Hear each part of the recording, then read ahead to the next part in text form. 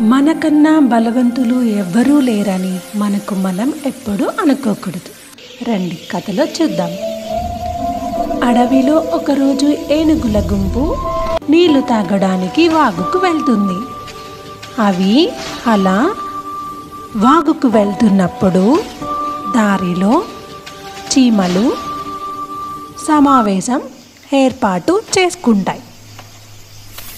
చీమలను గమనించిన ఏనుగులు పక్క నుంచి వెళ్లకుండా వాటిని తొక్కుకుంటూ వెళ్తాయి. ఏనుగుల దాడిలో కొన్ని చీమలు చనిపోగా కొన్ని తీవ్రంగా గాయపడ్డాయి.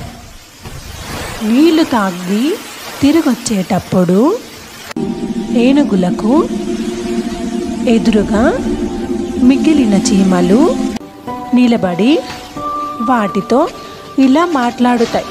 మీరు చాలా బలవంతులు, కళ్ళు బాగా కనిపిస్తున్నాయి, కానీ మాలాంటి చిన్న ప్రాణాలపై మీ బలం చూపడం తగదు అని ప్రశ్నించాయి. దానికి ఏనుగులు, అది మా ఇష్టం, మాకే సలహాలు ఇచ్చేంత గొప్పవారా మీరు అని గర్వంగా చెప్పాయి. ఏనుగులకు ఎలాగైనా బుద్ధి చెప్పాలనుకున్న చీమలు వాటిపై దాడి చేస్తాయి.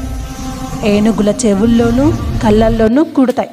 అప్పుడు ఏనుగులకు కళ్ళు కనిపించాక కొన్ని ఏనుగులు కొండపై నుంచి క్రింద పడి చనిపోతాయి. మరికొన్ని ఏనుగులు చెట్లను ఢీకొట్టుకొని గాయపడతాయి. అందుకే మనకు బలం ఉందని ఇతరులని తక్కువగా చూడకూడదు. ఎవరి బలం వారిదే.